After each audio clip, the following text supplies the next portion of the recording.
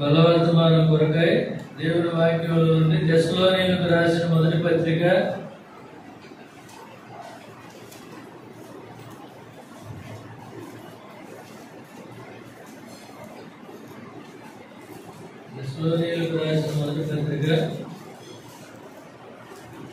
1 నుంచి 10 వరకు మార్చి చదువుకుంటాం. బైబిల్ ఉన్న వాళ్ళు అందరూ చదవండి.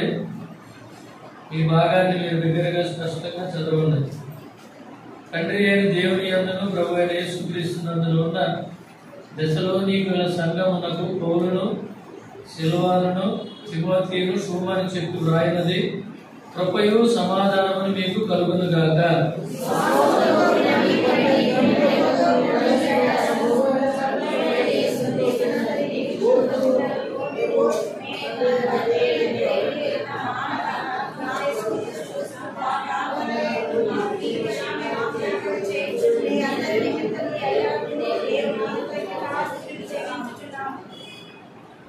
ఏలయనగా దేవుని వలన ప్రేమింపబడిన సహోదరులారా, మీరు ఏర్పరచబడిన సంగతి అనగా మా సువార్త మాటతో మాత్రమే కాక శక్తితోనూ పరిశుద్ధాత్మతోనూ సంపూర్ణ నిశ్చయతతోనూ మీ వద్దకు వచ్చి ఉన్న సంగతి మీకు తెలియను.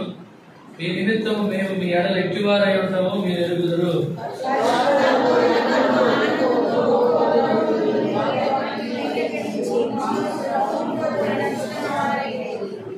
కాబట్టి మాసిదోనియలో అకయలోని విశ్వాసులందరికీ మాదిరి అయితే, ఎందుకనగా మీ వద్ద నుండి ప్రభు వాక్యం మాసిదోనియాలోను అకయలోను రోజును అక్కడ మాత్రమే కాక ప్రతి స్థలమందును దేవుని ఎడలో ఉన్న మీ విశ్వాసం వెల్లడాయన కనుక మేమేమీ చెప్పవలసిన అవసరమో లేదు.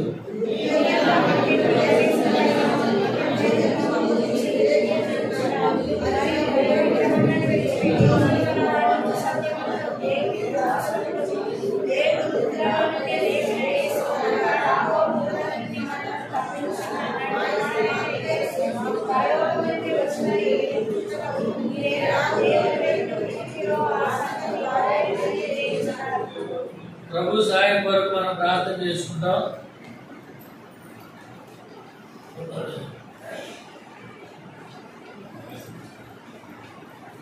యవనస్తులు మోకరిల్లండి. అందరు కళ్ళు మూసుకొని తలలు వంచండి. ఆయన సార్వభౌమాధికారాన్ని గౌరవిద్దాం. నిన్ను సృష్టించాడు, నిన్ను రక్షించాడు, నిన్ను కాపాడుతున్నాడు. ఆయన రుణం తీర్చుకుందాం. ప్రేమగల పరలోక తండ్రి, పరిశుద్ధుడైన దేవ, యేసు ప్రభు వారి ప్రేమగల పుణ్యనామం పేరిట మీకు వేల కొలది వందనాలు స్తోత్రాలు చెల్లిస్తూ ఉంటున్నాను. 8 మాసాలు కాచి కాపాడి భద్రపరిచి మరి 9వ మాసంలో మీరు ప్రవేశపెట్టి నా గొంతులో ఊపిరించి సజీవ లెక్కలో ఉంచి తండ్రి అబ్బా నాయన అని మిమ్మల్ని ఆరాధించి స్తుతించడానికి నన్ను కూడా మీరు జ్ఞాపకం చేసుకున్నందుకే వందనాలు స్తోత్రాలు చెల్లిస్తున్నాను. ఒకప్పుడు నేను కూడా పడిపోయినప్పుడు, లేవలేక నిత్య శిక్షకు పాత్రుడైనప్పుడు మీరు నన్ను ప్రేమించి మీ ప్రియకుమారుడు యేసు ప్రభు వారిని లోకానికి పంపించి ఆయన కలువరి శిలువ రక్తం ద్వారా నన్ను ఉద్ధరించినందుకై, మీ రక్షణ నాకు కేడముగా అనుగ్రహించినందుకై, మీరు నన్ను ఆదుకుని మీ సాత్వికతో నన్ను గొప్ప చేసినందుకై, మీకు అతిశయాస్పదంగా మీరు నాకున్నందుకై, నా తల ఎత్తినందుకై, నా విషయమై నా శత్రువులు సంతోషింపలేక సిగ్గుపరిచినందుకై హృదయపూర్వకంగా వందనాలు స్తోత్రాలు చెల్లిస్తూ ఉంటున్నాను. యాత్ర జీవితంలో నాకు ఆధారమైనందుకు కూడా మీకు వేల కొలది వందనాలు స్తోత్రాలు చెల్లిస్తూ ఉంటున్నాను. అంత మాత్రమే కాదు, మీరు వస్తారు, నన్ను తీసుకెళ్తారనే శుభప్రదమైన నిరీక్షణ కూడా నాకు ఇచ్చినందుకు వందనాలు స్తోత్రాలు చెల్లిస్తుంటున్నాను. ఇన్ని మేలు ఉపకారాలు చేసిన కన్న తండ్రికి నేనేమి చెల్లించలేక హృదయపూర్వకంగా మిమ్మల్ని స్తుతించి ఆరాధిస్తుంటున్నాను. ఆయన బలవర్తమానం కొరకై బలహీనుడిని, అయోగ్యుడిని నన్ను బలపరచండి. మీ కలువరి శిలువ రక్తధారలో కడగండి, పవిత్రపరిచి పరిశుద్ధపరిచి సహాయం చేయండి. ఆ పరలోక సింహాసనం యొద్ద నుంచి తేటగా మీ మాటలు అనుగ్రహించండి. మా మధ్య మీరు ఆత్మ సంచకరువుగా సంచారం చేయండి. మీ ఆత్మ స్పర్శ తాకిడి మాకు అనుగ్రహించి సహాయం చేయండి. మీ నామానికి మీరే మహిమ తెచ్చుకోండి. ఈ ప్రాంగణం అంతా కూడా మీ తేజ మహిమతో నింపండి, నీ సన్నిధి ప్రభావంతో నింపండి. ఈ యొక్క దురాత్మ శక్తులు, అంధకార సంబంధ శక్తుల పైన విజయించి సహాయం చేయండి. కేవలం మీరు మాత్రమే మహిమ తెచ్చుకోమని, నా నోటికి మీరు తోడుగా ఉండి సహాయం చేయమని ఆయన యోహాను 3:33 నెరవేర్చి సహాయం చేయమని మీ కొలతైన ఆత్మను కోరుకుంటూ యేసుక్రీస్తు నామములో ప్రార్థించి అడిగి వేడుకుంటున్నాం పరమ తండ్రి, ఆమేన్.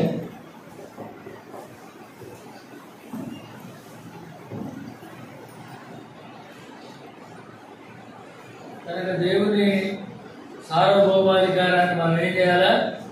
గౌరవించాలి. ఏదో ఇది ఒక మందిరం అని ఎవరేమనర్లే, మమ్మల్ని ఎవరు పట్టించుకోరులే అనుకోవద్దు. ఇప్పుడు ఏం జరిగిందంటే భయానికి భక్తికి ఏం చేశారంటే విడగొట్టి భక్తి జీవితాన్ని అనుసరిస్తున్నారు. ఏంటంటే భక్తి అంటే అర్థం ఏంటంటే లోకంలో ఉన్న వారి వరకు భక్తి, తెల్ల బట్టలు నల్ల బైబులు, కనబడ్డవాడికల్లా ప్రైజులాడు, కానీ భయం లేదన్నమాట. భయము లేదు కనుక భయపడి పాపము చేయకూడని బైబిల్లో రాసింది.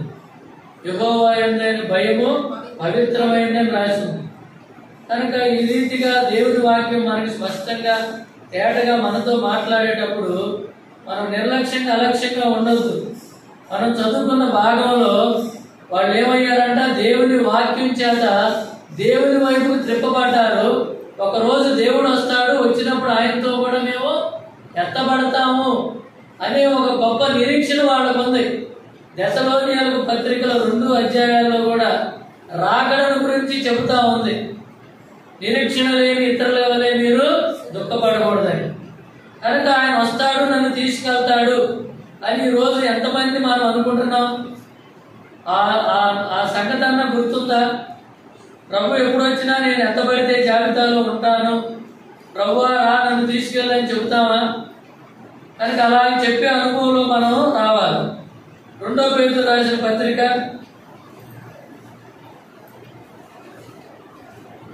1వ అధ్యాయం 19వ వచనంలో చూడండి. మరి ఇంతకంటే స్థిరమైన ప్రవచన వాక్యం మనకున్నది. తెల్లవారి వేకువ చుక్క మీ హృదయంలో ఉదయించు వరకు ఆ వాక్యం చీకటి గల చోటలో వెలుగుచ్చు దీపమైనట్టున్నది. దాని యందు మీరు లక్ష్యం ఉంచిన ఎడల మీకు మీరు అందరూ చదవాలి. బైబిల్ అంక చూడండి. చదివేటప్పుడు కీర్తనలో రాశాడు మన దావీదు ఏమని? ధ్యానించుచు చదువువాడు ధన్యుడు. ధన్యుడు అనే మాట ఇంగ్లీష్ లో ఏమనుందంటే బ్లెస్డ్ అని ఉంది.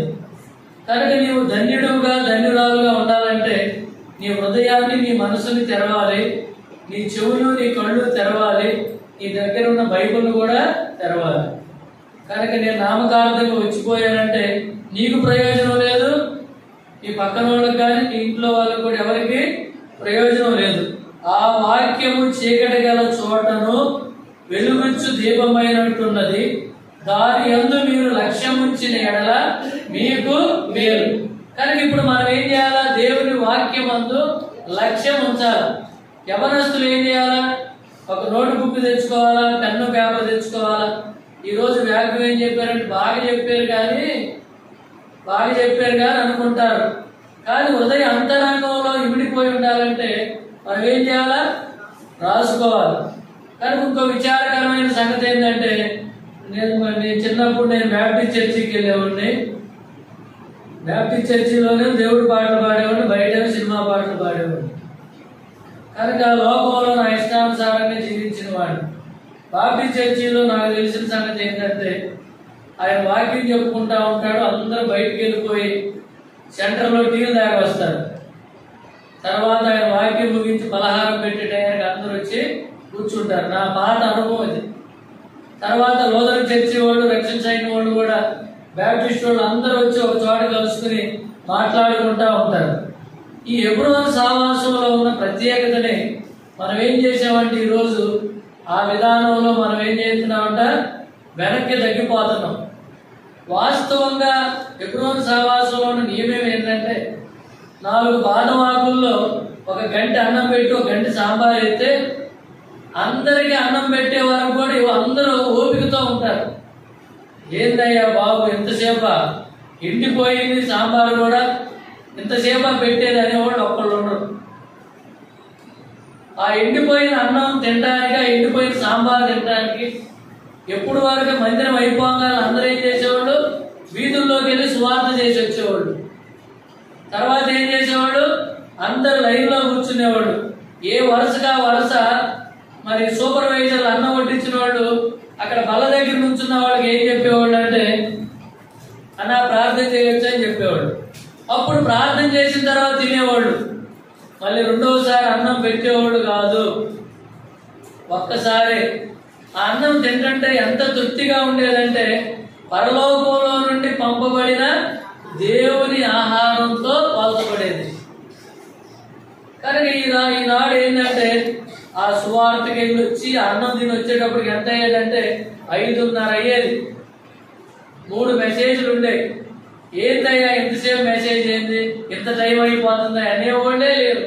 అప్పుడు షుగర్ ఉంది, అప్పుడు బీపీ ఉంది, అప్పుడు క్యాన్సర్ ఉంది, ఇంకప్పుడు రకరకాల వ్యాధులు ఎక్కువ ఉన్నాయి.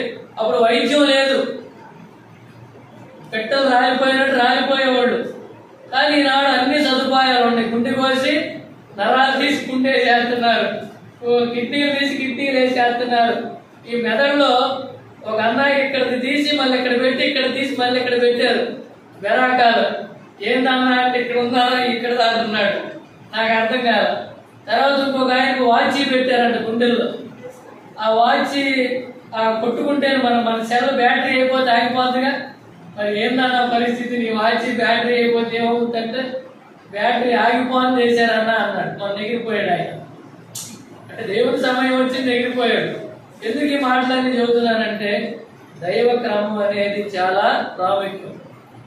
కాలిఫాంగ్ వెళ్తున్నారంటే రైల్వే స్టేషన్లకి కాలిఫాంగ్ వెళ్ళే వాళ్ళందరికీ వాళ్ళకి ఇష్టమైన ఆహారం, భోజనం అందరు స్టేషన్లకు వచ్చి సత్యనపల్లి అయింది, పిడుగురాళ్ళు అయింది, మాచర్లే ఆ ట్రైన్ వెళ్ళేటప్పుడు కాలిఫాంగ్ వెళ్ళే వరకు వాళ్ళెవరో మనకు తెలియదు, మనమెవరో వాళ్ళకి తెలియదు. ఏం చేసేవాళ్ళు? వాళ్ళకి బాక్సులు ఇచ్చేవాళ్ళు, అన్నం బాక్స్. ఈ రోజు పక్క పక్కన కూర్చుని నువ్వెవరో నాకు తెలియదు, నేనెవరో నీకు తెలియదు అన్నట్టు వెళ్ళిపోతున్నాం. ఇప్పుడు మనం ఏం చేయాలా? ప్రైజ్లాడు చెప్పాలి. ప్రైజ్లాడు చెప్పినా చెప్పకపోయినా ఒక విశ్వాసిగా రక్షించబడిన తర్వాత ఆయన రాకడ కొరకు నువ్వు ఎదురు చూసే ఒక విశ్వాసి అయితే, విశ్వాసిగా నువ్వు ఉంటే నువ్వేం చేస్తావంటే ప్రైజ్లాడు చెబుతావు. ఏంది అన్న మొన్నటిదాకా లేడు, ఇవాళ వచ్చాడు, ఏంది అలా ఆయన అట్లా వచ్చాడు ఇట్లా వచ్చాడు, ఇలాంటి భేదాభిప్రాయాలు మనలో రాకూడదు. దేవుని ప్రేమలో మనం ఏం చేయాలా? ఇమడబడి ఉండాలి. కానీ అంతేగాని మనం మందిరానికి వచ్చిన తర్వాత నేను కళ్ళు తెరిచి చూసేసరికి ఆరాధన అయిపోతే కుర్చీలన్నీ ఖాళీ అయిపోయింది. ఎంతో ప్రాముఖ్యమైన విషయం అయితేనే తప్ప మనం బయటికి వెళ్ళకూడదు. నా మటుకు నేను చెబుతున్నాను, మరి ఇది దేవుని మహిమ కొరకు చెబుతున్నాను. 9:30కి నేను ఆన్లైన్ ప్రేయర్కి లోపల కూర్చుంటే 5:30కి ఆమెన్ అన్నదాకా నేను లెగిసేయాలని ఇక. ఎందుకంటే దేవుడి మహిమ కొరకు చెబుతున్నా, నన్ను నేను హెచ్చించుకోవడానికి చెప్పట్లా. తర్వాత నేను అంతకుముందు ప్రభువుని ఎరిగిన కొత్తలో కొద్దిమేర కరివేపాకు వేసుకుని బాగా సువాసనతో ఉండే మటను చికెను తెచ్చుకుని తినేవాడిని.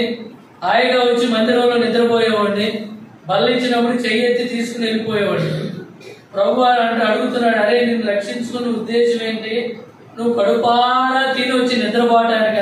ఆ నిద్రపోయేది ఇంటికాడే నిద్రపోవచ్చుగా, ఇక్కడికి వచ్చి నిద్రపోవడం ఎందుకు? నిన్ను బట్టి ఎంతమంది అభ్యంతరకరంగా ఆటంకంగా ఉంటున్నారు, అది గమనించన్నప్పుడు ఆ రోజు నుంచి ఈ రోజు వరకు నేను ఉదయం పూట ఆదివారం ఏ రోజు భోజనం చేయను. ఎందుకంటే నా శరీరం బలహీనమైంది, నేను నిద్రపోతానేమో.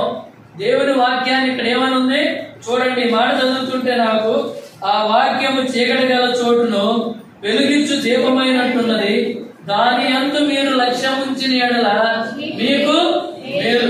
ఇవాళ మొదటి ఆదివారం బెరాకా నుంచి ఎవరైనా స్పెషల్ స్పీకర్ వస్తారు, కొంచెం ఎర్లీగా వద్దాం అని మీరేం చేయాలా? తొందరగా రావాలి. వచ్చి ఏం చేయాలా?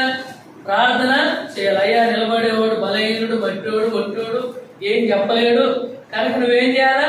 మీ పునరుద్ధాన శక్తి బలము, మీ రక్త ప్రోక్షణ ఈ దాసుడికి అనుగ్రహించని చెప్పాలి. చెబితే అప్పుడు ఏం చేస్తాడు ఆయన? పరలోకంలో నుండి వచ్చే మాటలు చెబుతాడు. లేకపోతే ఏం చెబుతాడు? భూ సంబంధమైన మాటలు చెబుతాడు. చెబుతాడు. చెప్పడం వల్ల ఎవరికైనా మేలు ఉందా? లేదు. అందుకని మనం ఏం చేయాలి? అయ్యా మొదటి ఆదివారం గరాగా నుంచి ఎవరిని పంపుతారు, వారు వ్యర్థమైన మాటలు చెప్పకుండా ఏం చేయాలా? పరలోకం నుండి వచ్చే మాటలు చెప్పాలి. తర్వాత ఇంకో మాట ఏంటంటే, జీవిత యాత్రలో ఆయన రాకడ కొరకు అపేక్షించు ఈ భూమి మీద మనం ఏం చేయాలా? దేవుని పని అయి ఉన్నాం, దేవుని పనిముట్టుగా మనం ఇక్కడ ఉండాలి. అందుకని హెబ్రీయులకు రాసిన పత్రిక 9వ అధ్యాయంలో చూడండి. ఎందుకంటే మాకేంటంటే దొరికిందిలే అని చెబుతున్నామని మీరు అనుకోకూడదు. ఇది నా కొరకు, నన్ను సరి చేయడానికి, నా ఆత్మీయ జీవితంలో నేను ఎక్కడ పడిపోయానో, ఎక్కడ ఆత్మీయంగా నేను దారిద్రతలో ఉన్నానో, ఎక్కడ నేను క్షీణించిపోతున్నానో అని చెప్పి మనం ఏం చేయాలంటే మన కొరకని అన్వయించుకోవాలి. ఆ వాక్యాన్ని మన కొరకు అన్వయించుకున్నప్పుడు మనం ఏమైనా ఎట్టుండదంటే చీకటిలో దీపమై ఉన్నట్టుగా మేలు కొరకు మనం ఏం చేస్తాం? దాన్ని ఏం చేస్తామంటే శ్రద్ధతో దాన్ని వాక్యాన్ని ప్రేమిస్తాం అన్నమాట. చూడండి, హెబ్రీయులకు రాసిన పత్రిక 9వ అధ్యాయం. మీరందరూ మాట్లాడవచ్చు, నేను ఒక్కడనే మాట్లాడొచ్చినోడు కాదు, మీరందరూ మగోళ్ళు కాదు. మీరు నవ్వచ్చు, కానీ మాట్లాడవచ్చు, ఎక్స్ప్రెషన్స్ కూడా చూపించవచ్చు. ఎందుకంటే మీరందరూ ఏదో బాధ, అంతా బాధ ఉన్నట్టు. విజయవాడలో వర్షాలు వస్తున్నాయి, పాపం పడవలు వేసుకుని వెళ్తున్నారు, ఈతలు వేసుకుని వెళ్తున్నారు, లేకపోతే బిల్డింగులు పడిపోతున్నాయి, కాలువలు కొట్టుకుపోతున్నాయి. ఏందిరా బాబు అని ఆ బాధ అంతా మనమే తీసుకోవద్దు. యెహోవా మీద మీ భారము మోపితే సార్ ఆయన చూసుకుంటాడు. కనుక ముఖాలు హృదయం నిండిన దాన్ని బట్టి ఫేస్ కనపడుద్ది. కడుపు నొప్పితో ఉన్నవాడు ముఖం ఎట్టుంటుంది? చాలా సార్లు మీకు చెబుతా వచ్చాను ఈ సంగతులన్నీ. ఎప్పుడు వచ్చినా చెబుతాడంటే పులిపేట మీద ఉన్న వాళ్ళకి మీ ముఖాలు కనపడతా ఉంటాయి. అందుకని చెప్పాల్సి వచ్చింది. చూడండి, హెబ్రీయులకు రాసిన పత్రిక 9వ అధ్యాయం 28వ వచనం చూడండి. అలాగుననే క్రీస్తు కూడా అనేకుల పాపము భరించుటకు ఒక్కసారి అర్పింపబడి తన కొరకు కనిపెట్టుకుని ఉండువారు రక్షణ నిమిత్తము పాపము లేకుండా రెండోసారి ప్రత్యక్షము అగును. కనుక రెండోసారి ఆయన ఏమవబోతున్నాడంట? ప్రత్యక్షం అవబోతున్నాడు. అవబోయేటప్పుడు మనం ఏం చేయాలా? సిగ్గులేని ముఖంతో ఆయన్ని ఎదుర్కోవాలి. ప్రభు అయిన యేసు రమ్ము అని చెప్పగలిగే ఆత్మీయ అంతస్తులోనికి వెళ్ళాల. కనుక మనుషులను చూసి, కనుక పరిస్థితులు చూసి మనం ఏం చేయకూడదు? ఆత్మీయంగా అడుగంటిపోకూడదు. ఆత్మ విషయమై దీనులైన వారు ధన్యులు. వారు ఏం చేస్తారంటే దేవుడిని చూస్తారు. కనుక ఆ విధమైనటువంటి అనుభూతి, అనుభవం లేకుండా ఉంటే మనం ఏం చేద్దామంటే ఆయన రాకడను గురించిన అపేక్ష మనలో ఉండదు. రోజు ఒక బిర్యానీ హోటల్ ముందుగా వెళ్తా ఆ వాసన పీల్చుకుంటే మనం ఏమన్నా దాన్ని తిన్న అనుభూతి మనకు ఉంటుందా? ఉండదు. అందుకని రుచి చూచి యెహోవా ఉత్తముడనియు, రుచి చూచి యెహోవా ఉత్తముడనియు,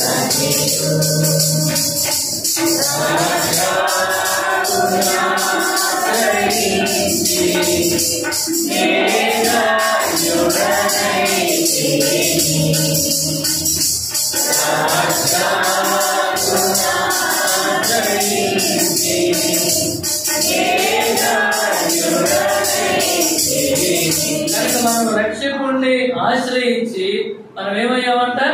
ధన్యులుగా చేయబడ్డాం. ధన్యులు అనే మాటకి ఏం చెప్పారు ఇందాక? ఆశీర్వదించబడిన వారు అని చెప్పారు.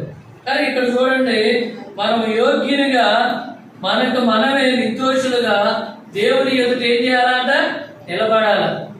మనమేం చేస్తాం? అయ్యా నా పక్కనోడట్ట, నా ముందోడెట్ట, నా వెనకోడెట్ట, నేను మాత్రం నెంబర్ 1 అయ్యా అనకూడదు. నేను 0 అయ్యా అని చెప్పాలి.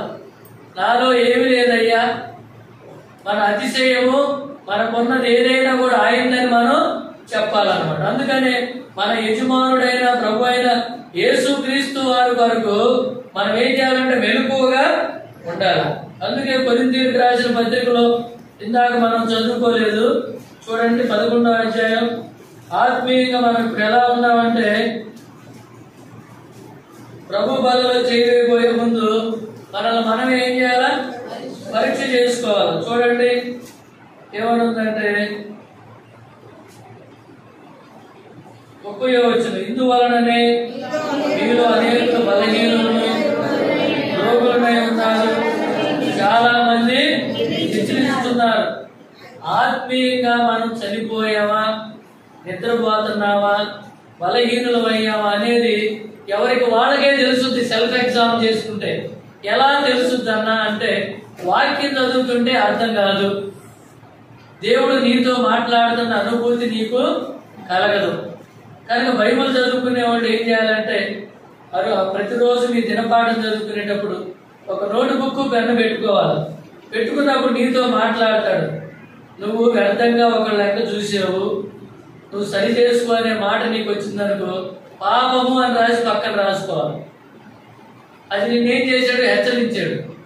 తర్వాత నువ్వు ఏ విధంగా దేవుణ్ణి ఆరాధించాలో అనే మాట చెప్పినప్పుడు ఆరాధన రాసి పక్కన పెట్టుకోవాలి. కనుక నేను పాపం విషయంలో ఆత్మీయంగా చచ్చిపోయానయ్యా, నన్ను క్షమించు, నువ్వు నా జీవితంలో నన్ను ఒకసారి పురిగొలిపి హెచ్చరించినందుకు నీకు వందనాలు. అలాగే చదువుకున్న భాగాన్ని బట్టి మన పాపం మనం చూపించినప్పుడు ఒప్పుకొని సరిదిద్దుకుని ఆత్మీయంగా పురిగొల్పబడి ప్రోత్సహించబడి ఆయన రాకడ కొరకు మనం ఏం చేయాలా? యోగ్యమైన రీతిగా సిద్ధపడాలి. ఆత్మీయంగా ఇది విశ్వాసుల గురించి రాశారు. ప్రభు బలలో చేయబోయే ముందు కొంతమంది బలహీనులు, కొంతమంది రోగులు, కొంతమంది నిద్రపోయేవాళ్ళు. కనుక మనలో ఈ మూడిట్లో మనం ఎక్కడున్నామో అది మనల్ని మనం ఏం చేద్దామంట? పరీక్ష చేసుకుందాం. నాకు నేనుగా, మీకు మీరుగా మనం ఏం చేద్దాం? పరీక్ష చేసుకుందాం. మెలకువ కలిగి ఉండాలి. యోహాను రాసిన పత్రిక యోహాను సువార్త 10వ అధ్యాయం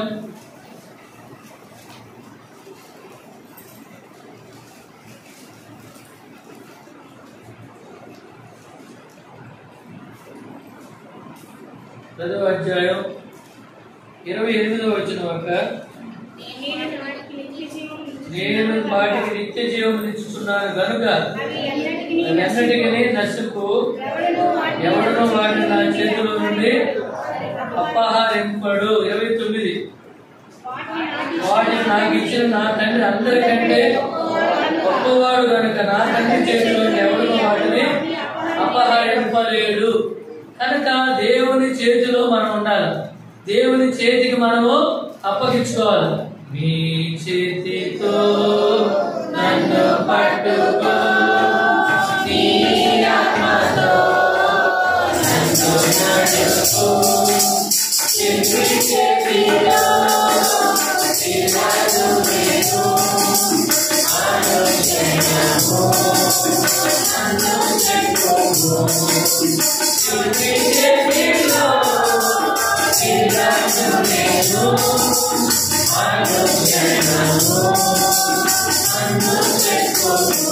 నేను చల్లగాలి బయట ఉంది, వాతావరణం చల్లగా ఉంది. మరి టిఫిన్ తిన్నా, భోజనం తిన్నా చల్లగాలికి నిద్ర వచ్చి ఊగిసలాడే అవకాశం ఉంటుంది అని అప్పుడప్పుడు దేవుడు ఏదన్నా తలంపు ఇచ్చినప్పుడు ఆ పాట పాడుతూ ఉంటాం. అది మీరు కూడా చక్కగా పాడటం వల్ల మీకు కూడా మెలకువగా ఉంటుంది. 2వ తిమోతి చూడండి, ఇక్కడ నిత్య జీవం ఇచ్చుతున్నారు కనుక అవి అన్నటికీ నశించవు. తర్వాత నా తండ్రి వాటిని నాకు ఇచ్చాడు కనుక ఎవడు కూడా నా చేతిలో నుండి అపహరించు. ఇంకో మాట చదువుకుందాం. ఏంటంటే అది మరి 2వ తిమోతి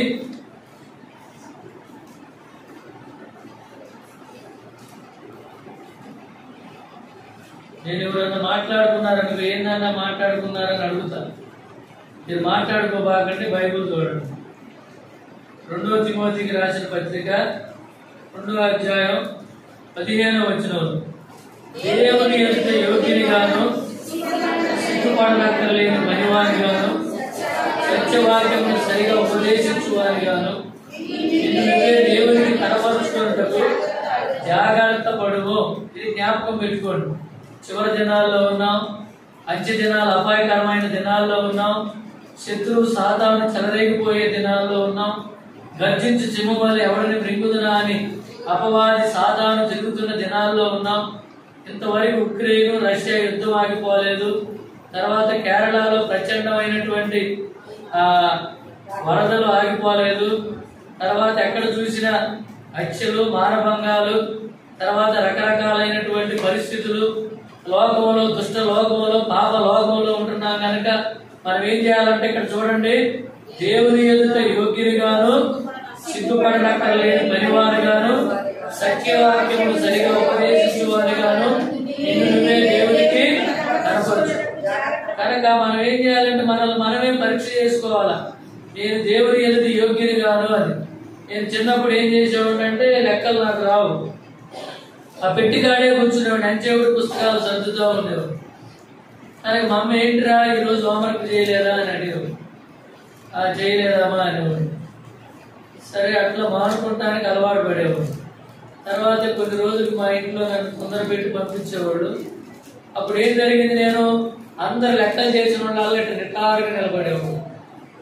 ఎందుకు మాస్టర్ గారికి చూపించడానికి. నాకేం భయం, లెక్కలు రావు, చూపించడానికి ఏమంటాడా ఏం చేస్తాడా. వెళ్ళటానికి వెళ్ళి ఎమ్మటే చేయి పెట్టేవాడు, పుస్తకం చూపించేవాడు, కొట్టుకోండి నీకు ఏం చేస్తావు నా వల్ల కాదు. ఎందుకంటే ప్రభు న్యాయమైన ఆ ధవళ సింహాసనం మీద కూర్చుంటాడు, ఆయన తీర్పు తీరుస్తాడు. మనం అందరం మంచివారు కానీ చెడ్డవారు కానీ మనం ఆయన న్యాయపీఠం మీద ఏం చేయాలా, నిలబడాలి. నిలబడినప్పుడు అయ్యా సిగ్గులేని ముఖంతో మనం ఏం చేయకూడదంట, తల ఉంచుకోకుండా తల ఎత్తుకునేవారుగా ఉండాలి. అలాగే మనం ఏం చేయాలా, సిద్ధపడాలి. రక్షించబడ్డాం, వేతనీయ విశ్వాసం, మనకి సేవకుడు ఉన్నాడు, సేవకురాలు ఉంది, పిల్లలు ఉన్నారు, బాధ్యత గల సహోదరులు ఉన్నారు, మా సంఘంలో మీటింగులు జరుగుతున్నాయి అని ఎన్నో మనం చెప్పుకోవచ్చు. కానీ ఆత్మీయ జీవితంలో మనం ఏం చేయాలా, యోగ్యులుగా మనకు మనమే నిర్దోషులుగా దేవుని ఎదుట కనపడాలి.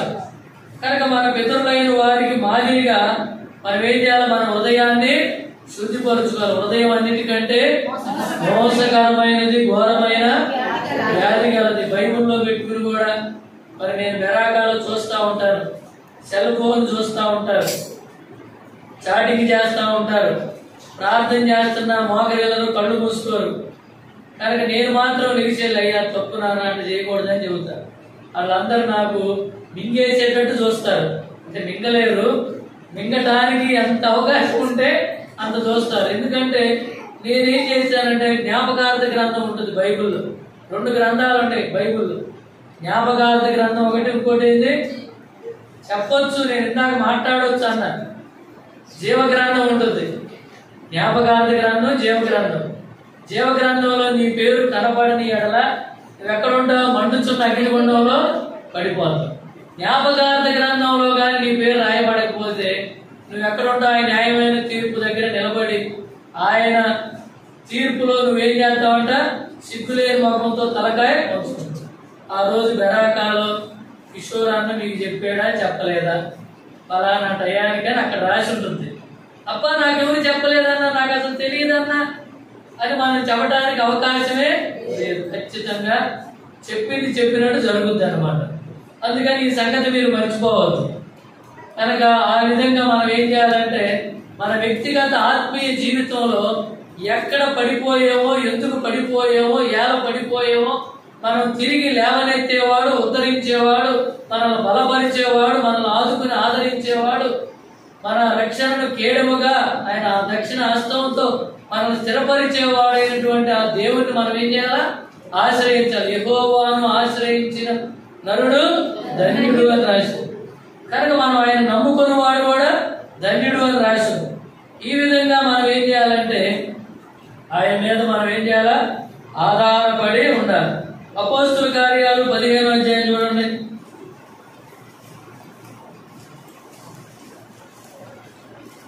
కనుక షుగర్ పేషెంట్లు ఎవరైనా ఉంటే మీకు ఒకవేళ తెలియకపోతే చాక్లెట్ ఒకటి జేబులో వేసుకొచ్చుకోండి. చాక్లెట్ వేసుకుని ఒకవేళ షుగర్ ఏదైనా తేడా వస్తే చాక్లెట్ తప్పరించింది. అపోస్తుల కార్యాలు 15వ అధ్యాయం చూడండి, 9వ వచనం.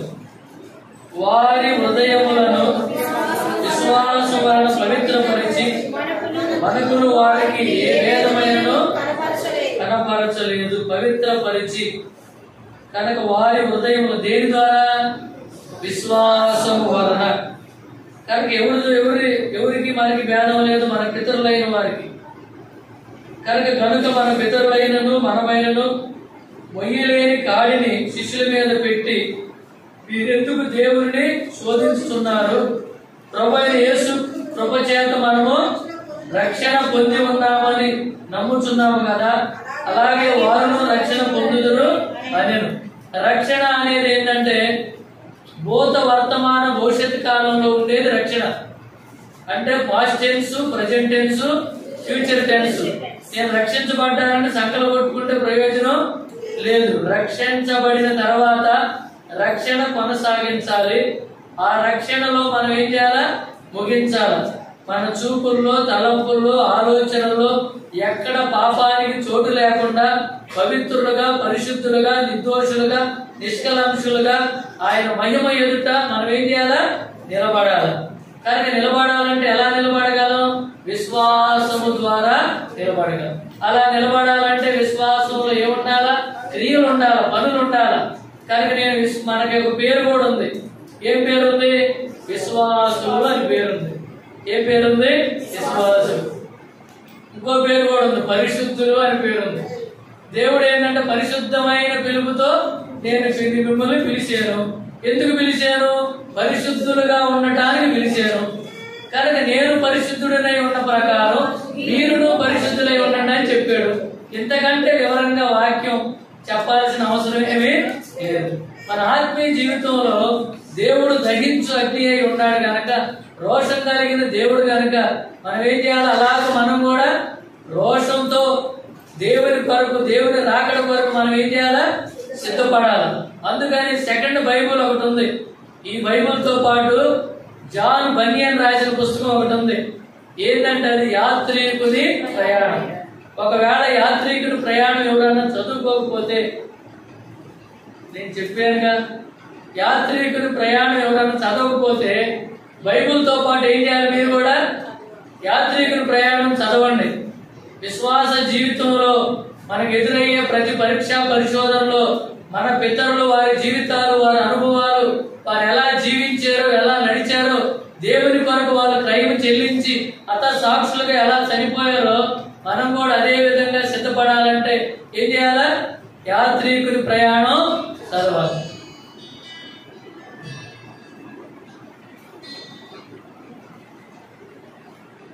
క్షమించండి, మీరు సైలెంట్ లో పెట్టుకున్నారు చాలా మంచి వాళ్ళు. నేను బ్యాడ్ బాయ్, నేను సైలెంట్ లో పెట్టుకోవాలి. కానీ ఇక్కడ అపోస్తుల కార్యాలు మనం నేను చదువుకున్నాను. మన పితరులైన వారికి మాదిరిగా మనం కూడా ఏం చేయాలి? మన హృదయాన్ని శుద్ధి చేసుకోవాలి. అందుకని ఏముంది? హృదయ శుద్ధి గల వారు ధన్యులు, వారు దేవుని చూసేది. మనం ఆయన చూడాలంటే ఏం చేయాలంట? హృదయాల్లో పాపానికి చోటు ఉండకూడదు. ఈ చిన్నదేగా, ఈ కొద్దిగా, ఆ కొంచెమేగా అనుకోకూడదు. ఉదాహరణకి సెల్ ఫోన్ లో మనం సెల్ చూసేటప్పుడు ఏముంటుందంటే ఎప్పుడో హెడ్ క్వార్టర్స్ నుంచి యూత్ మీటింగ్ జరుగుతూ ఉంటుంది.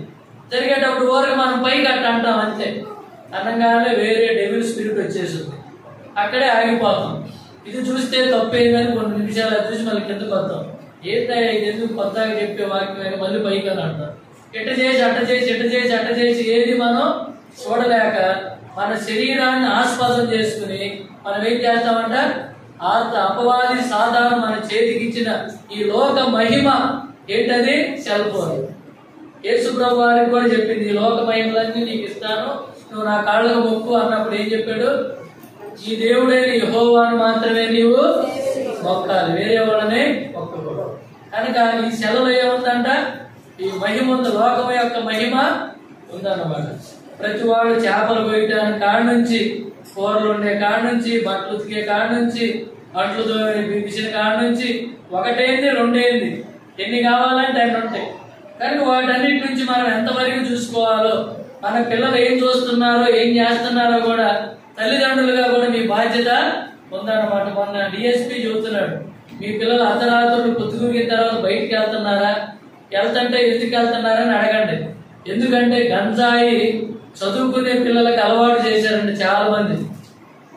వాళ్ళు రాత్రుల పూట వెళ్ళిపోయి గంజాయి దాగి ఇంటికి వచ్చి పండుకుంటున్నారంట. మా పిల్లలు అట్లాంటి వాళ్ళు కాదన్నా, చాలా మంచోళ్ళు అంటే దేవుడికి స్తోత్రం. అయితే మనం ఏం చేయాలంటే గుడ్డోళ్ళలాగా బతకూడదు, జ్ఞానంతో మాట్లాడాలన్నమాట. అందుకని మనం ఏం చేయాలి? స్వపరీక్ష చేసుకోవాలి. 1 పేతురు 1వ అధ్యాయం. సండే స్కూల్ పిల్లల్లాగా ఎవరు చెప్పేది? 1 పేతురు. మీ వెనకాల కానీ ముందుగానే అన్నా ఎవరైనా మాట్లాడుకుంటుంటే మాట్లాడకూడదని చెప్పండి. వాళ్ళు ఏమన్నంటే మాకు చెప్పండి అన్నా. 1 పేతురు మాట్లాడొద్దని చెప్పండి. 1 పేతురు ఇప్పుడు 10 సార్లు చెప్పి అయినా మాట్లాడుకుంటున్నారు. మాట్లాడుకునే వాళ్ళకి తెలుసు, అది మిగతా వాళ్ళు దాని గురించి పట్టించుకోవాలి. 1 పేతురు 1వ అధ్యాయం 8, 9 వచనాలు. మీరు ఆయన అందరం చదువుదామమ్మా. మీరు ఆయన చూడకపోయినను ఆయన ప్రేమించుతున్నారు. ఇప్పుడు ఆయన కనులారా చూడకే సృజించు మీ విశ్వాసమునకు బలమును అనగా ఆత్మరక్షణ పొందుచు చెప్పనా శక్యమును మహిమాయుక్తమును అయిన సంతోషము గలవారై ఆనందిస్తున్నారు. ఈ చెప్పనా శక్యమైన మహిమాయుక్తమైన ఆనందాన్ని గురించి భక్సింగ్ గారు సాక్ష్య పుస్తకంలో ఉంది. ఎవరైనా చదవకపోతే చదవండి ఆ పుస్తకం. చెప్పనా శక్యమైన మహిమాయుక్తమైన ఆనందం ఎలా వచ్చుద్ది? రక్షణ, మారు మనసు, పాప క్షమాపణ అనుభవం లేకపోతే ఈ ఆనందాన్ని ఎవరు కూడా అనుభవించలేరు. చూడండి, ఆ విధంగా చూడకపోయినా చూసిన అనుభవం. తర్వాత మనం ఏం చేస్తున్నామంట? చూడకపోయినా చూసిన అనుభవంలో ఉన్నారు కనుక కన్నులారా చూడకయే విశ్వాసం ఉంచుతున్నారు. విశ్వాసం అంటే ఏంటంటే నిరీక్షించు వాడి యొక్క నిజ స్వరూపం. ఒక రోజు ప్రభు వస్తాడు, నన్ను తీసుకెళ్తాడు. అందుకని యేసు ప్రభు వారు చెప్పాడు, శిష్యులతో చెబుతున్నాడు, నేను మరలా వస్తాను, మిమ్మల్ని తీసుకెళ్తాను, నా తండ్రి ఇంట అనేక నివాసములు కలవు, మీరు కలవరపడబాకండి, నా శాంతిని మీకు అనుగ్రహించ వెళుతున్నాను, లోకమిచ్చినట్టుగా కాదు అని చెప్పాడు యేసు ప్రభు వారు. ఎంత స్పష్టంగా, తేటగా, సూటిగా మనతో మాట్లాడినప్పుడు మనం ఏం చేయాలా? సరిదిద్దుకోవాలి. అలాగే ఏం చేయాలంటే మన ఆత్మకు రక్షణ ఇచ్చినందుకు ఆ ఫలాన్ని ఏం చేయాలంటే మనం ఫలభరితం కావాలి. విశ్వాసం ద్వారా మన ఆత్మకి ఇచ్చిన రక్షణను బట్టి మనం ఏం చేయాలా? ఫలించే జాబితాలో ఉండాలి. అందుకనే మీరు ఆత్మ, మన అంతరంగ పురుషుడు ఉంటాడు. అంతరంగ పురుషుని అందు ఏముండాలంటే మనం శక్తి కలిగి ఉండాలి. కనుక ఉదాహరణకి ఎఫెసీయులకు రాసిన పత్రిక, టీబీ వచ్చేవాళ్ళు ఉంటారు. క్షయమైనది, అక్షయమైనది. క్షయమైనది అంటే అర్థం ఏంటంటే క్షీణించిపోయేదాన్ని క్షయమైంది అంటారు. కోడ్ రాసి ఉంటుంది, క్షయం జబ్బుకి ఇక్కడ మందు ఇవ్వరు అని. వాళ్ళు ఏం చేస్తారంటే వంగబడిపోతారు, పక్కటెముకలన్నీ బయటకు వచ్చేస్తే వాళ్ళకి పలావు పెట్టినా రుచి ఉండదు, థమ్స్అప్ ఇచ్చినా రుచి ఉండదు, వాళ్ళకి ఏం చేసినా రుచి ఉండదు. లోపల రోగం ఏం చేస్తుందంటే వాళ్ళని తినేస్తా ఉంటుంది. అక్షయమైందంటే అర్థం ఏంటంటే అది వాడబారనిది, అదేంటంటే వాడబారనిది, అది ఎప్పటికీ కూడా అది క్షీణించిపోయేది కాదన్నమాట. చూడండి, ఎఫెసీయులకు రాసిన పత్రిక 3వ అధ్యాయం. బైబుల్ అందరూ చదవాలి. బైబుల్ చదవండి అంటే ఏం చేయాలంటే అందరూ చదవాలా. నాకేంటంటే అందరి చేత చదివించే అలవాటు ఉంది, దయచేసి క్షమించండి. అందరూ చదవటానికి ప్రయత్నం చేయండి. ఎఫెసీ 3వ అధ్యాయం 3 చెప్పారు, 4 చెప్పారు. 3వ అధ్యాయం 15వ వచనం చూడండి. మీరు అంతరంగ పురుషుని యందు శక్తి కలిగి ఆయన ఆత్మ వలన బలపరచబడినట్లుగాను, క్రీస్తు మీ హృదయంలో విశ్వాసం ద్వారా నివసించినట్లుగాను తన మహిమేశ్వర చొప్పున మీరు దయచేయవలనని, మీరు దేవుని సంపూర్ణత యందు పూర్ణమగినట్లు ప్రేమయందు వేరుపారి స్థిరపడి సమస్త పరిశుద్ధులతో కూడా దాని వెడల్పు పొడుగు రోజు ఎంతో గ్రహించుకొనుటకును. ఏం చేయాలంటే మనం ఆయన ప్రేమలో మనం స్థిరపరచబడాలి. వేరు పారి విశ్వాసం ద్వారా నివసించున్నట్లు, ఆయన ఆత్మ ద్వారా బలపరచబడినట్లు, సంపూర్ణత యందు పరిపూర్ణులగినట్లు మనం ఏం చేయాలంట? ఆయన ప్రేమను మనం ఏం చేయాలా? జ్ఞాపకము పెట్టుకోవాలి. ఆయన దాని వెడలకు ఎత్తు లోతు ఎంతో గ్రహించడానికి మనకు అర్థము కాదన్నమాట. అందుకని ఆ విధంగా అంతరంగ పురుషుని యందు మన ఆత్మ బలపరచబడాలంటే మనం ఏం చేయాలంట? విశ్వాసం ద్వారా. ఏమన్నా అక్కడ? విశ్వాసం ద్వారా దేవుడు మనలో ఏం చేయాలంట? నివాసము చేయాలి. ఆ విధంగా మనం సిద్ధపడినట్లు దేవుడు మనకు ఆత్మ వలన బలపరచబడాలా. ఆయన రాకడ కొరకు నిర్దోషులుగా నిరపరాధులుగా మనం ఆయన ఎదుట నిలబడాలా. మూడోది, మన యజమానుడైన ప్రభు అయిన యేసుక్రీస్తు వారు మన రాకడ కొరకు మనం మెలకువగా, మనం ఆయన కొరకు మెలకువగా ఉండాలా. కనుక నాలుగోది ఏంటంటే మనలో మనమే ఏం చేయాలా? పరీక్ష చేసుకోవాలి. 2వ కొరింథీయులకు రాసిన 2వ పత్రిక 3వ అధ్యాయం చూడండి. 2వ కొరింథీ 13వ అధ్యాయం, క్షమించండి,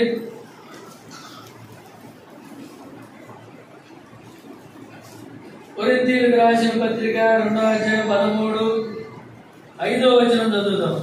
మీరు విశ్వాసము గలవారే ఉన్నారో లేదో మిమ్మల్ని మీరే శోధించుకొని చూచుకొనుడి, మిమ్మల్ని మీరే పరీక్షించుకొనుడి. మీరు భక్తులు కాని ఎడల యేసుక్రీస్తు మీలో ఉన్నాడని మిమ్మల్ని గూర్చి మీరు ఎరుగరా. చాలాసార్లు ఈ సంగతి మనం మర్చిపోతాం. మనం చనిపోతాం అనే సంగతి కూడా మనం ఏం చేస్తాం? మర్చిపోతాం. కనుక మర్చిపోయి బ్రతుకుతా ఉంటాం. ఒకరోజు మనం ఈ భూమి మీద పుట్టిన ప్రతి మనిషి చనిపోవాల్సిందే. చనిపోకముందు యేసు ప్రభువుని సొంత రక్షకుడిగా అంగీకరించిన వ్యక్తి, లోకంలో విశ్వాసం ద్వారా జీవించిన వ్యక్తి, దేవుడు వచ్చినప్పుడు ఆయనతో కూడా ఎత్తబడతాడు. ఒకవేళ ఆయన రాకపోతే చనిపోయినప్పుడు సమాధిలో నుంచి లేపబడతాడు. ఒకవేళ యేసు ప్రభువుని అంగీకరించకుండా లోకంలో పాపంలో నీ ఇష్టానుసారంగా నువ్వు జీవిస్తూ ఉంటే ఏం చేస్తాడంట? ఆయన వచ్చినప్పుడు నువ్వేం చేయలేవంట? ఎత్తబడే జాబితాలో ఉండవు. కనుక మీరు భ్రష్టులు కాని ఎడల, ఎవరైతే ప్రభువునందు నిద్రించిన వారు ధన్యులు అని రాసి ఉండదు. ప్రభువునందు నిద్రించిన మీరు ధన్యులు అని రాసి ఉంటుంది. అంటే ప్రభువులో ఉండి నిద్రించాలంటే ప్రభువులో ఉండి మనం చనిపోవాలి. ఆ నిద్ర అనేది ఏంటంటే ఏం చూపిస్తుందంటే మనకి ఎడబాటుని చూపిస్తా ఉంది. మనం ఇక్కడ కళ్ళు మూసుకోగానే మన ఆత్మ ఎక్కడికి వెళ్ళిపోద్ది? దేవుని దగ్గరికి వెళ్ళిపోద్ది. అందుకని మనం ఏం చేయాలంటే పరీక్ష చేసుకుందాం. విశ్వాసం గలవారమో కాదు, విశ్వాసం తగినంత ఉందో లేదు. అందుకనే యేసుప్రభు వారు ఒక మాట అంటున్నాడు, భూమి మీద మనిషి కుమారుడు వచ్చినప్పుడు విశ్వాసము కనుగొందునా. అంటే కనపడుద్దా లేదా? కనపడదు. ఒకవేళ విశ్వాస పరిమాణాన్ని పరీక్షించే రోజు ఒకటి వచ్చింది. ఆ విశ్వాస పరిమాణంలో మనం దానికి తగిన విధంగా ఉన్నామా లేదా అని పరీక్ష చేసుకుందాం. ఆయన ఆత్మ వల్ల బలపరచబడినట్లు మనమే పరీక్షించుకుందాం. శ్రద్ధ కలిగి సత్క్రియలు చేసుకోవడానికి మనం ఏం చేయాలా? నేర్చుకోవాలి. సత్క్రియలు అంటే ఏంటి తెలుసా?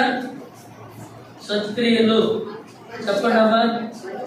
మంచి పనులు. చూడండి 14వ వచనం 2:14. ఆయన సమస్తమైన దుర్నీతి నుండి మనల్ని విమోచించి సత్క్రియల యందు ఆసక్తి గల ప్రజలను తన కోసం పవిత్రపరుచుకొని తన సొత్తుగా చేసుకున్నటకు తన్ను తానే మన కొరకు అప్పగించుకున్నాడు. Page number 198. Page number 198. సత్క్రియలను శ్రద్ధగా చేయుటకు మనం ఏం చేయాలా? ఆసక్తి కలగాలంటే ఏముండాలి? మనకి శ్రద్ధ ఉండాలి. కనుక ఆకాశ మహాకాశాలు పట్టజాలని ఆ దేవాది దేవుడు ఏం చేశాడంట? నిన్ను తన సొత్తుగా చేసుకున్నటకు తను తాను అప్పగించుకున్నాడు. తన ప్రజల కోసం మనల్ని ఏం చేశాడంట? పవిత్రపరుచుకున్నాడు సత్క్రియల ద్వారా. కనుక యెషయా 40వ అధ్యాయం చూడండి. టైం అయిపోతుంది, మరి తొందరగా వెళ్ళిపోవాలి. యెషయా 40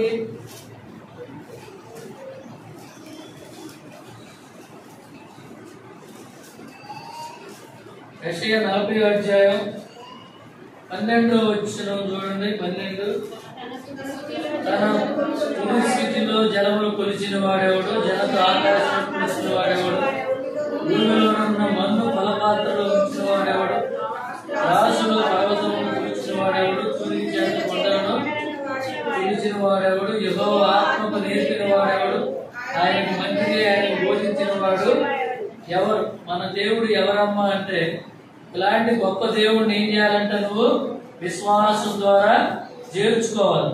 అంటే మన విశ్వాసం ఎలా ఉండాలంటే క్రియలతో కూడినదై ఉండాలి. యాకోబు రాసిన పత్రిక 2వ అధ్యాయం చూడండి. యాకోబు రాసిన పత్రిక 2వ అధ్యాయం చూడండి, 17వ వచనం. 17 తర్వాత 14.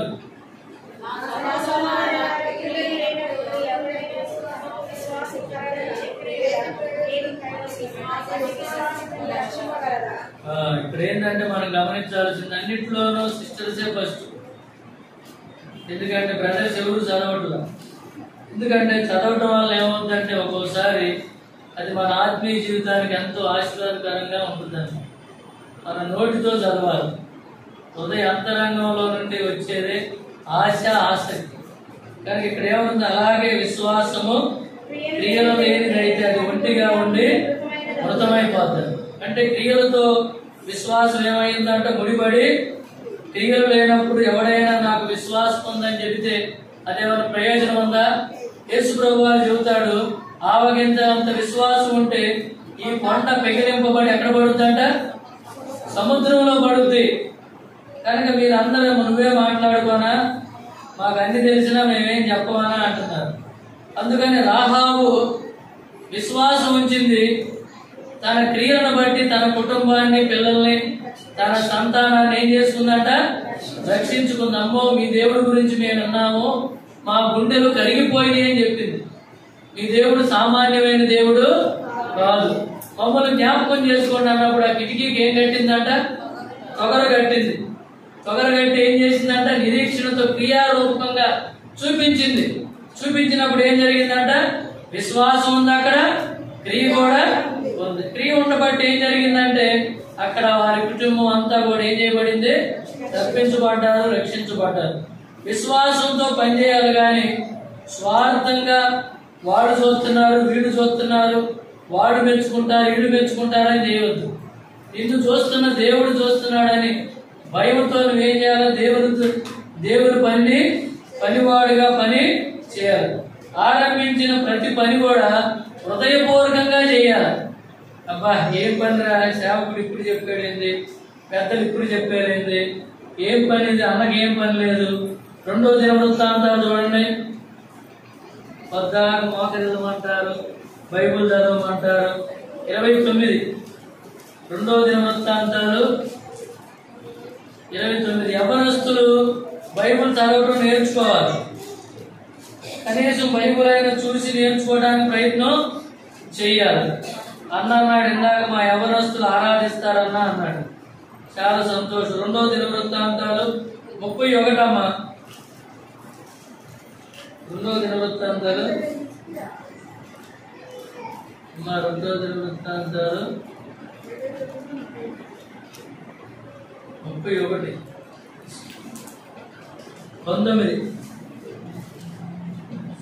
19 చదవండి. పరిశుద్ధ స్థలం యొక్క శుద్ధీకరణ చొప్పున తను పవిత్రపరుచుకొని 31, 19 సారి క్షమించండి. చూడండి అమ్మా. సమాజం అంతటను సరి చూడబడిన వారికి ఆ పట్టణములు చేరిన గ్రామంలో ఉన్న అహరోను వంశుల యాజకులను వంతులు ఏర్పరచుటకు వారు నియమింపబడి ఉంటుంది. పేడ చేత చెప్పబడిన ఆ జనులు యాజకులలో పురుషులందరికీ, లేవి వంశముల చొప్పున సరి చూడబడిన వారికి అందరికీ వంతులు ఏర్పరచుటకు నియమింపబడి హిజ్కియా యోధా దేశమంతటను ఇలాగను జరిగించి తన దేవుడైన యెహోవా దృష్టికి అనుకూలముగాను యథార్థముగాను నమ్మకముగాను పనిచేస్తూ వచ్చింది. తన దేవుని ఆశ్రయించుటకై దేవుని మందిని సేవ విషయమందేమి, ధర్మశాస్త్ర విషయమందేమి, ధర్మశాస్త్రం అంతటి విషయమందేమి వారు ఆరంభించిన ప్రతి పని అతడు హృదయపూర్వకంగా జరిగించి వర్ధిల్లెను. ఈ మాట అందరం చదువుకుందాం. 21 చదువు వచ్చిన వాళ్ళందరూ చదువుకుందాం. బైబిల్లో అందరూ ఉన్న వాళ్ళందరూ చదువుకుందాం. 385 పేజీ పాత నిబంధనలు. తన దేవుని ఆశ్రయించుటకై దేవుని మందిర సేవ విషయమందేమి, ధర్మశాస్త్ర విషయమందేమి, ధర్మమంత్ర విషయమందేమి తాను ఆరంభించిన ప్రతి పని అతను హృదయపూర్వకంగా జరిగించి వర్ధిల్లెను. కనుక మనం వర్ధిల్లలేకపోవడానికి కారణం ఏంటో, వర్ధిల్లడానికి కారణం ఏంటో స్పష్టంగా అక్కడ మనకి కనపడతా ఉంది. ఎందుకంటే దేవుని కొరకు మనం ఏం చేయాలా? ప్రతిష్ఠించుకోవాలా. నిషిద్ధమైన వాటిని బయటకు తీసుకుని బయట పారవేయాల. మనల్ని మనం ప్రతిష్ఠించుకోకుండా నిషిద్ధమైన వాటినన్నింటినీ మనలోనే ఉంచుకుని మనం దేవుని సేవ చేస్తే ఆరంభించిన పనిని మనం ఏం చేయలేమంట? ముగించలేము, వర్ధిల్లలేము. 2వ దినవృత్తాంతాలు 29వ అధ్యాయం 29వ అధ్యాయం చూడండి, 5వ వచనం చూడండి.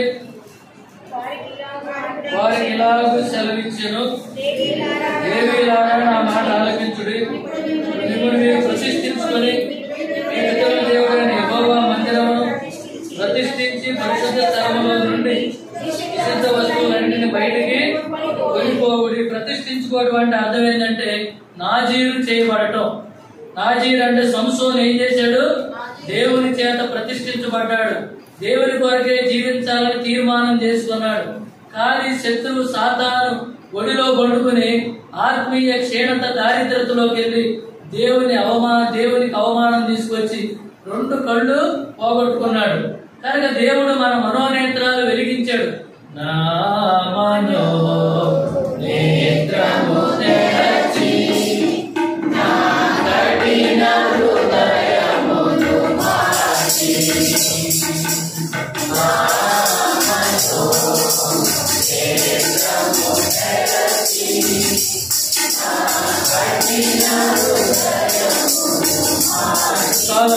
మన కఠిన హృదయాన్ని మార్చాడు.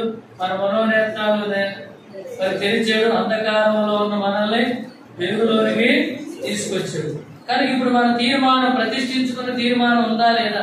దేవుని కొరకు నేను ఇలాగ బ్రతుకుతాను, దేవుని కొరకు నేను ఇలాగ జీవిస్తాను. నన్ను ఎవరు ఎన్ని మాటలన్నా దేవుడు కావాలా, దేవుని మందిరం కావాలా?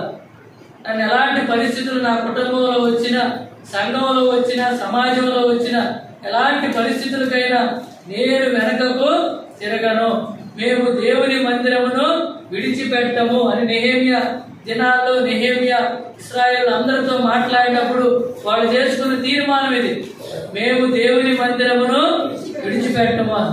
దేవుని కొరకు మనం ఏం చేయాలి? ప్రతిష్ఠించుకోవాలి. అయ్యా నేను ఉదయాన్నే లేస్తా, మీ కొరకు సాగిలపడి నమస్కరిస్తా, మీ వాక్యం దినపాఠం చదువుకుంటా, వాక్యానుసారంగా బ్రతుకుతా, వాక్యానుసారంగా అనేకులకు వెలుగుగా ఉంటా, అనేకులకు దీవెనకరంగా, ఆశీర్వాదకరంగా, సూచనకరంగా ఉంటా.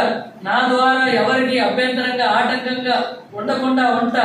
నన్ను బట్టి దేవుని మందిరంలో ఎవరు కూడా ఆగిపోకుండా మందిరానికి వచ్చే విధంగా నా ప్రవర్తన సరిదిద్దుకుంటా, ప్రతిష్ఠించుకుంటా, ప్రార్థనా పూర్వకంగా జీవిస్తా అని మనం ఏం చేయాలో తీర్మానం చేసుకోవాలి. ప్రతిష్ఠించుకుంటాం అంటే అది. నేను ప్రతిష్ఠించుకున్న అయ్యా, నేను బ్రతికినంత కాలం తెల్ల బట్టలే వేసుకుంటా, నేను వేరే రంగు బట్టలు వేసుకోనని చెప్పాను. నేను ప్రతిష్ఠించుకుంటే మా ఆవిడ చేతులు ఎన్ని నిప్పులు పడుతున్నాయండి, ఇంకా నా వల్ల కాదు, నేను చేతులు నేను బట్టలు ఉతకలేనండి అన్న. ఇప్పుడు నేనేం చేయాలా? 3 జతలు రంగు బట్టలు కుట్టించుకుంటే అన్నా మీరు బట్టలు వేసుకోవద్దు, వేసుకోకపోయినా మీరు ఇంట్లో కూర్చోండి, తెల్ల బట్టలే వేసుకోవాలి. ఎందుకంటే ఈ మాట చెబుతున్నానంటే ప్రతిష్ఠించుకున్నప్పుడు కష్టమైన, నష్టమైన, ఇరుకైన, ఇబ్బంది అయినా, బాధ అయిన, అపోస్తుడైన పౌలు చెబుతాడు, మేము ఆకలి కలిగి ఉండి కూడా కడుపు నిండిన వారమే, మేమేమి లేని వారై ఉండి అన్ని కలిగిన వారమే. ఇది ఆత్మీయ విశ్వాస జీవితంలో మనం రావాలి. ఏదో ఉదాహరణకని చెప్పాను కానీ తర్వాత మనం ఉదయం సాయంకాలం ఎన్ని పరిస్థితులు మనకున్నా కూడా ఇంట్లో పిల్లోడికి జ్వరం వస్తే బైబిల్ చదువుకో, మన కడుపులు లేకపోతే బైబిల్ చదువుకో, ఏమన్నా ఆర్థిక ఇబ్బందులు వస్తే ఎదురింటోడు పోటాడితే బైబిల్ చదువుకో. కనుక అయ్యా దేవుని పాఠం, దినపాఠం నేను ఇలాగ ప్రతిష్ఠించుకున్నాను, చదువుకుంటాను. ఇప్పుడు కొత్తగా ఇంకోటి నేను ప్రతిష్ఠించుకున్నా. ఎందుకంటే మా అమ్మాయి పెళ్లి అవ్వట్లేదు, 3 సంవత్సరాల నుంచి ప్రార్థన చేస్తున్నాం, ఏం చేయాలి ప్రభు అన్నప్పుడు దేవుడు ఏం చేసినట్టే, ఉదయం సాయంకాలం ప్రార్థన చేస్తున్నావు, ముమ్మారు ప్రార్థన మన పితరులు చేశారు కదా, అలాగే నువ్వు కూడా ఎందుకు చేయకూడదు ప్రార్థన అని దేవుడు జ్ఞాపకం చేశాడు. అందుకని మధ్యాహ్నం పూట ఏం చేస్తున్నారంటే, నా కొరకు, నా భార్య కొరకు, నా పిల్లల కొరకు, నా మనవ సంతానం కొరకు, ఇంకా ఎవరైనా నా బంధువుల మధ్యలో, నా స్నేహితుల మధ్యలో ఎవరైనా రక్షణ మారు మనసు లేకుండా లోకంలో నశించి నరకానికి పోయేవాళ్ళు ఎవరైనా ఉంటే వాళ్ళందరి గురించి అన్నం తిన వెంటనే నిద్ర వచ్చింది. నిద్ర పోకుండా ఏం చేస్తున్నారు? ఇప్పుడు ప్రార్థన చేస్తున్నారు. దావీదు ముమ్మారు చేశాడా? ఎన్నిసార్లు చేశాడు? దానియేలు ఎన్నిసార్లు చేశాడు? కనుక మనం ఎందుకని చేయకూడదు? కనుక అలాగ మనం ఏం చేయాలి? దేవుని కొరకు ప్రతిష్ఠించుకుని ప్రార్థన చేసినప్పుడు మా అమ్మాయికి పెళ్లి అయింది, మా అమ్మాయికి కూతురు పుట్టింది, లియానా ఐజక్ అని కూడా పేరు పెట్టాం. ఇప్పుడు 5వ నెల. ఇప్పుడు మా అబ్బాయి కొరకు ప్రార్థన చేస్తున్నాం, మా అబ్బాయి కూడా పెళ్లి కావాలని. కానీ మీరు కూడా గుర్తు పెట్టుకుని జ్ఞాపకం పెట్టుకోండి, మా అబ్బాయి కూడా పెళ్లి కొరకు ప్రార్థన చేయండి. తర్వాత ఆఖరి చదువుకుని మనం వెళ్ళిపోదాం. అన్నయ్య వెయిటింగ్ చేస్తున్నాడు బలవంతించడానికి. మనం ఏం చేయాలా? పరీక్ష చేసుకోవాలా. అలాగే పరీక్ష చేసుకున్నప్పుడు మనం ఏం చేస్తామంటే శ్రద్ధగా పనిచేస్తాం. ఏం చేస్తాం? మనం శ్రద్ధగా పనిచేస్తాం. అశ్రద్ధగా దేవుని వాక్యమును చదువువాడు శాపగ్రస్తుడు అని రాసింది బైబిల్లో. అంటే ఆ రిఫరెన్స్ చెప్పట్లేదు. సామెతలు 12 చూడండి. ఎందుకంటే చెప్పాలనుకున్న దాన్ని సిద్ధపడి వచ్చినప్పుడు చెప్పకపోతే ఆయన ఊరుకోడు, చెబితేనే మీరు ఊరుకోరు. ఏం చేయాలా? దేవుడా, ఇద్దరి మధ్యలో ఉన్నాను ప్రభువా, నువ్వే సాయం చేయ ప్రభువా అని ప్రార్థన చేసుకుంటున్నాం. 12 అమ్మ, సామెతలు 12. ఏ పని చేసినా హృదయపూర్వకంగా మనస్ఫూర్తిగా శ్రద్ధగా చేయాలి. అబ్బా అనే మనసు మనకు రాకూడదు. రోగం వచ్చినా, క్యాన్సర్ వచ్చినా, టీబీ వచ్చినా, షుగర్ వచ్చినా, బీపీ వచ్చినా, మనకి ఏ పరిస్థితులు వచ్చినా కూడా దేవుని మీద మనం ఏం చేయకూడదంట? విసుక్కోకూడదు. ఎందుకై ఈ రోగం తెచ్చామనకూడదు. రోగం వచ్చినా సరే దాన్ని తట్టుకునే శక్తి మరి దేవుణ్ణి అడగాలి. చూడండి సామెతలు 12వ అధ్యాయం ఎవరు 24 అని చెబుతున్నారు చూడండి. అమ్మా, శ్రద్ధగా పనిచేయువారు ఏలుబడి చేయుదురు, సోమరులు వ్యక్తి పనులు చేయవలసి వచ్చును. చూడండి 10వ అధ్యాయం సామెతలు 10 కూడా ఉంది. ఆత్మ విషయంలో మనం ఐశ్వర్యవంతులు కావాలంటే 10వ అధ్యాయం 4వ వచనం, బద్ధకముగా పనిచేయువాడు దరిద్రుడగును, శ్రద్ధగలవాడు ఐశ్వర్యవంతుడు అగును. సరే, నేను చాలాసార్లు నా మడుగు నేను పులిపేట మీద ఉండి చెబుతున్నా. ఏంటంటే అబద్ధం అనేది చెప్పకూడదు. దేవుని దృష్టిలో మనం యథార్థంగా ఉండాలి. యథార్థవంతులకు ఆయన ఏ మేలు చేయక మానడు. కొన్నిసార్లు బైబిల్ చదువుకోకుండా నిర్లక్ష్యంగా అలక్ష్యంగా ఉన్నప్పుడు ప్రభు దగ్గరికి వెళ్ళి క్షమాపణ అడగాలి. అయ్యా, నీ రక్తంతో కడుగు, నా శరీరం బలహీనం, ఆత్మ సిద్ధమే గాని క్షమించని. ఆ రోజు కొరకు మనం ఏం చేయాలా? సిద్ధపడి ప్రభు దగ్గరికి రావాలా. ఈ రోజు ఆ రోజుది, ఎల్లుండిది అయ్యా మొత్తం ఒకేసారి చదువుతానని చెప్పకూడదు. ఇవాళ అన్నాం, రేపు అన్నాం, ఎల్లుండి అన్నాం, ఒకసారి తింటానన్నా అని చెబుతామా? చెప్పం కదా. అలాగే మనం కొంచెం కడుపులో నొప్పి వచ్చినా, కొంచెం జ్వరం వచ్చినా మనం అన్ని మానుకుంటాం. అన్ని మానుకుంటామా? మానుకోం. కనుక దేవుని మందిరం మాత్రం ఏం చేస్తాం? మానుకుంటాం. ఇందాక నేను చెబుదాం అనుకున్నా, కొందరు మోకరిల్లుదురు యేసునామములో, కొందరు 4 యేసునామములో ఒప్పుకొందురు అని రాసింది బైబిల్లో. ఎలా రాసిందమ్మా? యేసునామములో ప్రతి వాని మోకాలు వంగును, ప్రతి వాని నాలుక యేసునామమును ఒప్పుకొను. అంటే మీలో కొంతమంది ఏం చేస్తున్నారంటే ప్రార్థన అన్నప్పుడు ఏం చేయట్లేదంట? మోకాళ్ళ నుండి మోకరిల్లట్లా. మోకాళ్ళ నుండి ఏం చేయట్లేదు? కొందరు కాదు, ప్రతి వాడు అని చెప్పి ప్రతి వాణి అని చెప్పబడింది. కాబట్టి మీరు తీర్మానం చేసుకోవాలి, అయ్యా నేను ఇక్కడ నుంచి ఎప్పుడు బాధ్యపట్టలు వేసుకుని కూర్చొని. చాలా మంది పిల్లలు మంచం మీదే బాధ్యపట్టలు వేసుకుని కూర్చొని ప్రార్థన చేస్తూ ఉంటారు. కనుక మన ఆత్మీయ విశ్వాస జీవితంలో మనం ఏం చేయాలంటే దేవుని భయం కలిగి మనం ఏం చేయాలా? జీవించాలి. మనుషులు అందరి ఎడల ప్రేమ కలిగి ఉండాలా. సామెతలు మాటలు చూడండి 22-29. మా పట్టుకోడు పిల్లలు బయటికి తీసుకెళ్ళాలి. సామెతలు 22:29. అల్పులైన వారి ఎదుట కాదు, రాజుల ఎదుటనే నిలుచును. రాజులకు రాజైన ప్రభు అయిన యేసుక్రీస్తు వారి ఎదుట విశ్వాసము ద్వారా మనం ఏం చేయాలా? నిలబడే గొప్ప ఆధిక్యతను మనం కలిగి ఉంటాం. ఎప్పుడు దేవుని కొరకు ప్రతిష్ఠించుకున్నప్పుడు, దేవుడు అప్పగించిన పని శ్రద్ధగా చేసినప్పుడు మనం ఎక్కడి నుంచి ఉంటామంటే నిపుణత పొందుతాం. నిపుణత అంటే నైపుణ్యాన్ని కలిగి ఉంటాం. ప్రభు బలలో చేయబోయే ముందు మనమే ప్రశ్నించుకుందాం. గొర్రెల కాపరి అయినటువంటి దావీదుని గొర్రెల దొడ్డిలో నుండి దావీదు విడిపించి ఎక్కడికి తీసుకొచ్చాడు?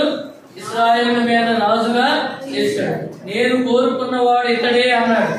కనుక నన్ను కూడా నేను కోరుకున్నవాడు ఇతడే అనాలి. కనుక ఆ మాట మనం చెప్పగలిగే సాక్ష్యాన్ని మనం ఏం చేయాలా? కలిగి ఉండాలి. నేను కోరుకున్న నా బ్రదరు, నేను కోరుకున్న నా సిస్టర్ అనే దగ్గర ఏం చేయాలి? మీ పేరు పెట్టుకోవాలన్నమాట. అలాగా ఆయన కోరుకున్నాడు. ఆయన హృదయానుసారుడుగా, ఆయన ఇష్టడుగా, దేవుడికి ప్రీతికరంగా సేవ చేశాడు. అలాగ మనం ఏం చేయాలంటే నీ క్రియలను, నీ సహనమును నేను ఎరుగులను అంటున్నాడు. కనుక మనం ఏంటంటే మొదటి ప్రేమను మనం ఏం చేయకూడదంట? విడిచిపెట్టకూడదు. సామెతలు ప్రకటన గ్రంథం 2వ అధ్యాయం చూడండి. ఆఖరిగా ఈ మాట చదువుకుని మనం ప్రభు బలలో చేయవేద్దాం. ప్రభు బలలో చేయవేయబోయే ముందు ఒక్క నిమిషం మీరు అందరూ ఏం చేయాలా? ప్రార్థన చేయాలి. ప్రభువా, నేను ప్రతిష్ఠించుకోలేదు, ప్రతిష్ఠించుకున్నానని చెప్పుకుంటున్నాను, కానీ నన్ను నేనే మోసగించుకుంటున్నాను. నేను ఏ పని మందిరంలో శ్రద్ధగా చేయట్లేదు. నీవు ఇచ్చిన నైపుణ్యతను నేను దాచిపెట్టుకుంటున్నాను. ఆ నైపుణ్యతని నేను ఇతర వాటికి ఉపయోగిస్తున్నాను. కనుక ఇలాగ ఏ విషయంలో విశ్వాసం ద్వారా దేవునికి నా హృదయంలో నివాసం ఇవ్వలేకపోతున్నాను, నా ఆత్మ రక్షణను బట్టి నేను ఫలించలేకపోతున్నాను, ఎక్కడ ఏ విషయంలో నేను ఆత్మీయంగా ఎదగలేక మరుగుజ్జుతనంతో, ఆత్మీయ దారిద్రతలో, దీనత్వంలో పడిపోయాను, ఆయన నేను చెడిపోయాను, పాడైపోయాను, తిరిగి నన్ను సమకూర్చని చెప్పి మనం ఏం చేయాలా? ప్రభు బలలో చేయవేయాలి. చూడండి, ప్రకటన 2:2 చదువుతామమ్మా. నీ క్రియలను, నీ కష్టమును, నీ సహనము నేను ఎరుగును. నీవు దుష్టులు సహింపులేవని అపోస్తులు కాకే చెప్పుకొని వారిని పరీక్షించి వారు అబద్ధీకులని నీవు కనుగొంటివి. చూడండి, నీవు సహవాసం కలిగి ఆ నామము నిమిత్తం భారం పడి సలహలేదని నేను ఎరుగును. అయినను మొదట నీకున్న ప్రేమను నీ వదిలితివని నేను నీ మీద తప్పు ఒకటి మోపవలసి ఉన్నది. ఆ నేరం మోపక ముందే మనం ఏం చేయాలా? సరిదిద్దుకుని సమకూర్చబడినట్లు ప్రభు మనకు సహాయం చేయగాక. ఆమేన్. మోకరిల్లండి అందరూ. ప్రతి వారు ప్రార్థనలో ఉండండి. కార్యక్రమాలు మరి తులసి ప్రార్థన ఉదయం 6 గంటల నుంచి సాయంత్రం 6 గంటల వరకు కూడా యథాప్రకారం జరుగుతుంది. ఎవరైతే ప్రేరేపించబడిన వారు ఉన్నారో మరి పుస్తకం మీద మీ పేరు రాయండి. మీ సమయం అనుకూలమైన సమయంలో వచ్చి మీరు ప్రార్థన చేయండి. అలాగే మంగళవారం కూడా 7 గంటల నుంచి 9 గంటల వరకు ప్రార్థన కూడిక. గురువారం నాటి బైబిల్ స్టడీ 7 గంటల నుంచి 8:30 గంటల వరకు. అలాగే శుక్రవారం సిస్టర్స్ మీటింగ్ 10 గంటల నుంచి 1 గంటల వరకు. శనివారం ఉపవాస ప్రార్థన కూడిక. మరి తిరిగి ఆదివారం ఆరాధన పరిచయం వరకు ప్రార్థన చేయండి.